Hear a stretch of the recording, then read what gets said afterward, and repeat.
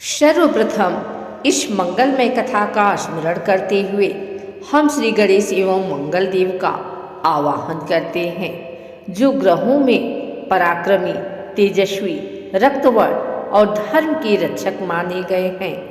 इस कथा को सुनते सुनाते मन को शांत रखना चाहिए, हृदय में श्रद्धा रखनी चाहिए और मंगल देव के तेज का चिंतन करते हुए कथा का प्रारंभ करना चाहिए। तो अब सर्वप्रथम इस दिव्य कथा को आरंभ करते हैं। बहुत समय पहले की बात है। पृथ्वी पर एक शांत और सुखी राज्य था, अवंतिका। यह राज्य हरियाली से भरा, नदियों से संपन्न और धर्मपरायण लोगों से बसा हुआ था। इस राज्य में रहने वाला एक युवक था, धवल।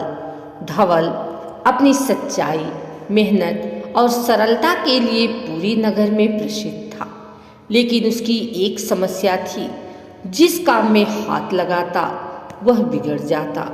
किसी व्यापार में कदम रखता तो घाटा, किसी नए कार्य का संकल्प करता तो अचानक बाधा, कभी बीमारी, कभी धन हानि, कभी ऐसा कि लोग बिना कारण उसके प्रति क्रोधित हो जाते।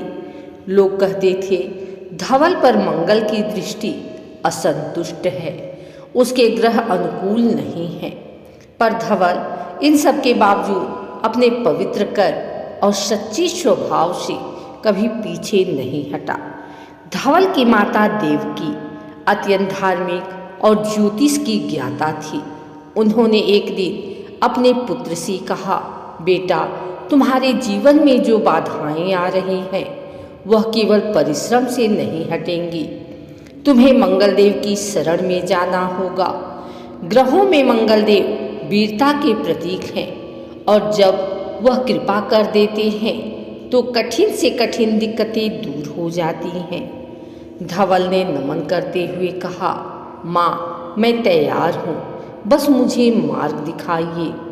देवकी ने उसे बताया कि दूर जंगल के भीतर मंगल तीर्थ नाम का एक प्राचीन स्थान है, जहाँ एक सिद्ध मुनि अत्रि ऋषि के शिष्य महर्षि गालव तपस्या करते हैं। वही मंगल देव के प्रिय साधक हैं। उनके निर्देश से मंगल देव की कृपा प्राप्त हो सकती है।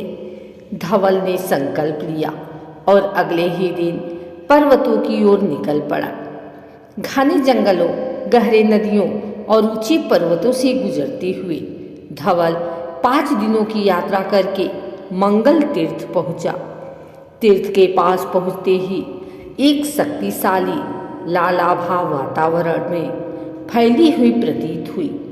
शिवलिंग पर रक्त चंदन का चढ़ावा, कहीं दीपों की पंक्ति और हवा में गूंजता मंत्र, ओम क्राम क्रीम क्रौश भौमाय नमः। मंगल देव का यह स्थान अद्भुत था। धवल ने आश्रम ढूंढकर महर्षि गालव को प्रणाम किया।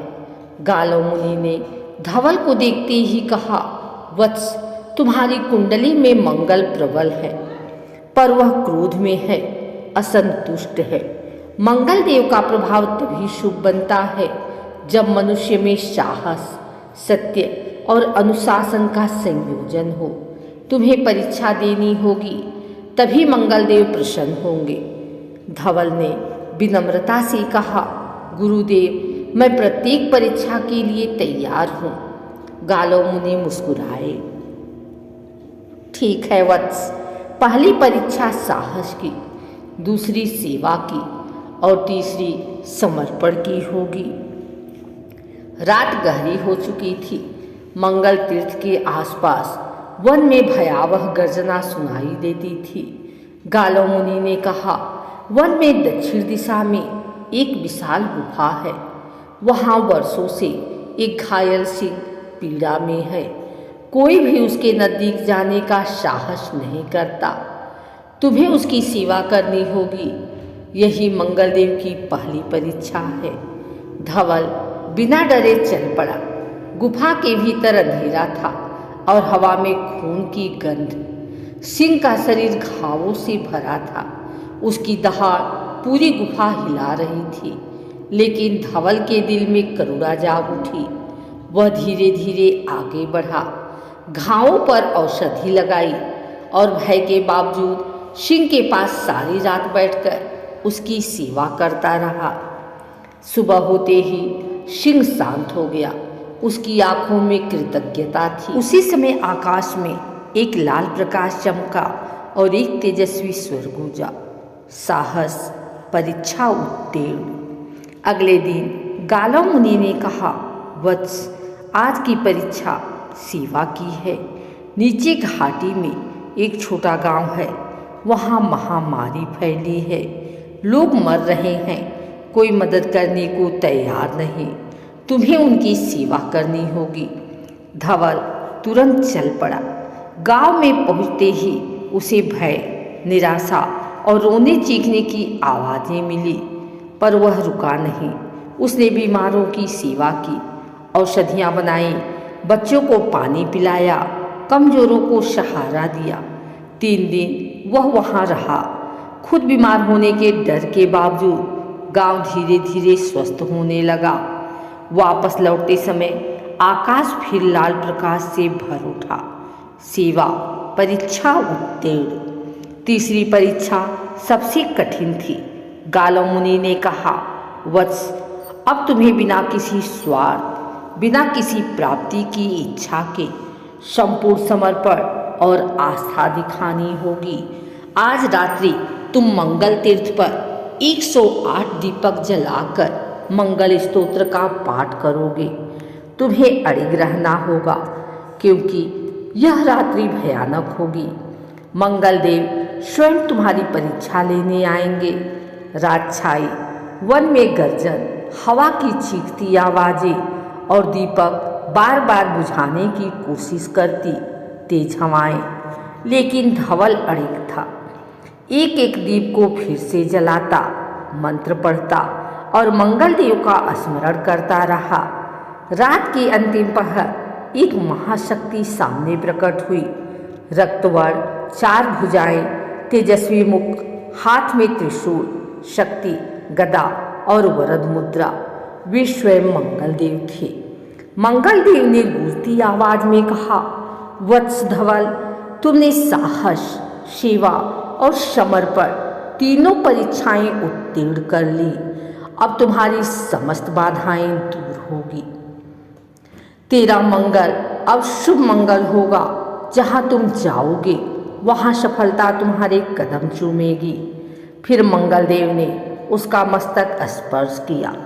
धवल के भीतर एक दिव्य ऊर्जा का संचार हुआ। उसके मन की शंका, भय, निराशा सब जलकर समाप्त हो गए। उसके चेहरे पर लाल तेज फैल गया।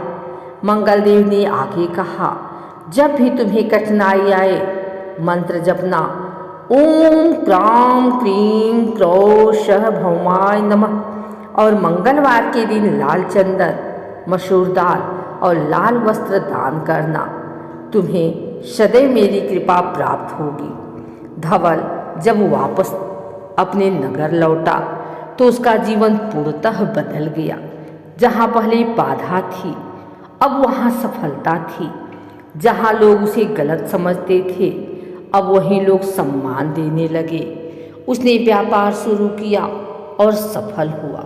बीमारों की सेवा जारी रखी, सब उसका आदर करने लगे। उसकी माता आनंद से भर उठी। धवल ने मंगल देव के नाम पर एक विशाल मंदिर बनवाया, जहाँ लोग दूर दूर से अपनी समस्याएं हल करवाने आते थे। और इस प्रकार धवल अपने नगर का सेवक, मार्गदर्शक और महात्मा बन गया। जो भी श्रद्धा और भक्ति से मंगल देव और उनके भक्त धवल की यह कथा सुनता है, उसके जीवन से संकट दूर होते हैं, कर्ज कम होता है, शत्रु शांत होते हैं, कोर्ट कचहरी के झगड़े समाप्त होते हैं और मंगल देव की कृपा से मान सम्मान, साहस और सफलता मिलती है। मंगल देव की जय। मंगल भगवान मंगल करें।